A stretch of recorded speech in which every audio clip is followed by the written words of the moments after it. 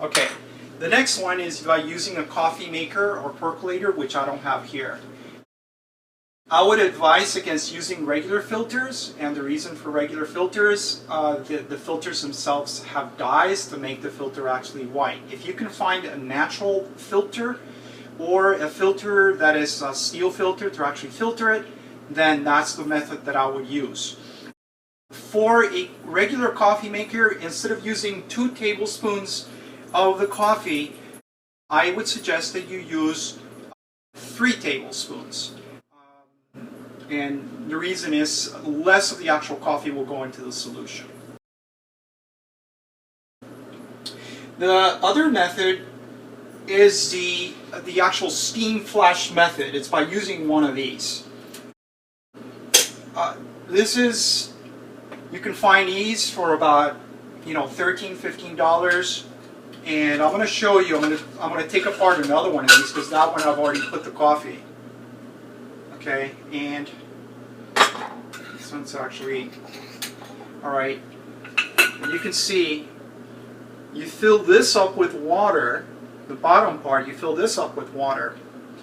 We fill this up to the rim with coffee, which is about 3 tablespoons of coffee. Put it in here. This is filled up with water. And then we go ahead and close it.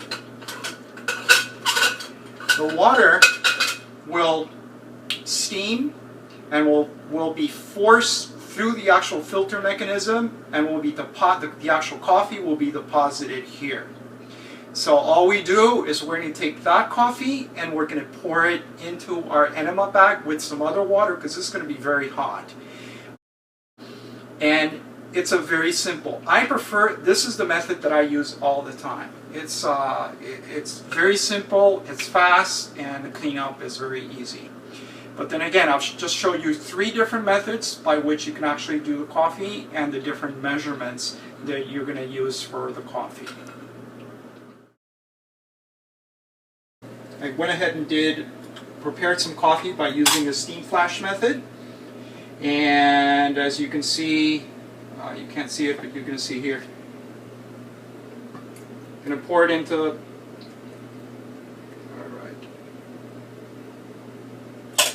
Pour it in some cooled water, because if I end up putting that hot coffee directly into this one, it's going to actually burn the inside, and I don't want that. So what I want to do now is I'm going to pour that into the enema bag.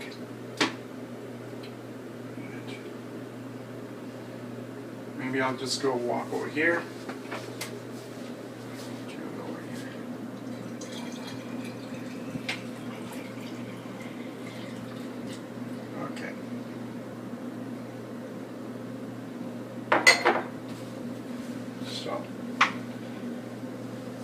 Okay, coffee's ready, and now I want to go through the procedure of actually doing the enema. What I would do is I would either lay a yoga mat or some sort of mat on the bathroom floor, and you're going to hang the enema bag, turning it upside down. Again, the thread actually goes in here. Okay. This little hook can be used from this one. You hang it upside down, make sure it's not leaking. And we have a mechanism for closing the flow of the water, the fluid that's going through here. And it's just like a ratchet method here, like that. Okay, so this actually allows water in. Before you actually insert it, make sure you go to the toilet bowl if you're nearby, and you allow some water out. That is so to allow the air that is being held in the tube to actually go outside. And that will prevent air from going inside of you. Not that it's dangerous or anything, it's just going to make it easier to hold. You want to hold the coffee for at least 15 minutes if you can, 12 to 15 minutes. That is for all the active ingredients in the coffee to actually do what they're supposed to do, to be absorbed through the portal vein and to stimulate the liver and the gallbladder into dumping stagnant bile. Again, with your enema kit, when you buy an enema kit, you can find them in most grocery stores. Even Walmart will have them. There'll be two different types of enema tips that will come. One that has holes in the sidewall, and another one that has a single hole in the end. That's the one I have here. There's a single hole in the end. You're going to put a little bit of Vaseline or mineral oil or olive oil or anything like that to lubricate it. You can also do that in your anus, and then you go ahead, you lie down flat on the ground, go ahead, introduce it, then you can move into the right side when you start allowing the water through, the enema, the coffee water. Initially you're going to have it closed. Allow some in, wait to see what happens, keep allowing some in until you've emptied completely the contents of the enema bag and they're in your intestinal tract. Again, you want to hold it for about 15 minutes. Tips that I'm going to give you. It doesn't help to eat before you do this. It actually makes it harder to retain the water. Another thing, it is helpful to do this after you've had a bowel movement because there's going to be space available there. This is just going to be easier for you to retain. If you're going to be doing enemas on a regular basis, what I like doing is a lot of people are concerned about electrolytes. When you do coffee enemas, when you do a lot of coffee enemas, you're getting rid of a lot of stagnant bile. You're getting rid of a lot of chemicals that are in your body, whether the metabolic waste or whether your chemicals from the outside or toxic waste that is both in your colon, and also chemicals that are stored in matter that has been stored in the form of gallstones in the liver and gallbladder. So you're going to be getting rid of that, but you're also going to be getting rid of electrolytes that you need in your body. So you can actually deplete your electrolytes very fast if you do these on a regular basis. So there's two things that I would do. Number one, I would go ahead and replace the electrolytes by drinking an electrolyte solution.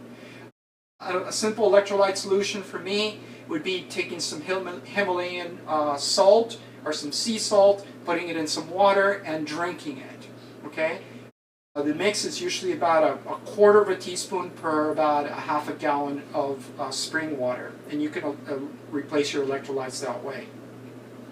I'm always, because I use reverse osmosis water, any water that I drink, I don't use reverse osmosis water on completely by itself, so I always add a little bit of sea salt to it. So, cover that. The other thing is, okay, the other way that you can replenish electrolytes is you can actually pour a little bit of sea salt, the Himalayan salt, about a quarter of a teaspoon into 2 quarts of water, and you do a second water enema, and that way you replenish some of those minerals, and you do not need to leave that enema bag or that water in for a very long time. I would also do, to replenish flora, you could actually get one of these that are used for getting rid of earaches for children, or wax in children's ears. You can find them in all grocery stores. And what you can do is fill it up about halfway with distilled water or some form of water, spring water, and you open up about 2 or 3 capsules of intestinal flora bacteria, and you go ahead and insert, you leave that in there. Okay, that actually helps restore that balance of flora. So it's actually like you first do a coffee enema, second one you end up doing a spring water enema. You only leave that one for a minute or 2 inside, and then it actually helps clean some of the coffee that may be there. And the third one, which is for flora. Again, that's an alternative way of doing it. You can do a straight coffee enema, and that's fine. But for those who are concerned about electrolyte imbalance, that's a way to address that. This pretty much concludes the instructions feel free to shoot me an email if you have any questions. I'll be more than happy to answer any of them for you. I'm here to help you. I'm also going to leave some links below that will have the actual instructions. The page that some of the links will have will give you a little bit more about the history in medicine of coffee enemas, how they've been used in the past, and the actual instructions on how to do the coffee enema. There's also going to be a link on a powerful detoxification program for the liver and the gallbladder. Extremely helpful.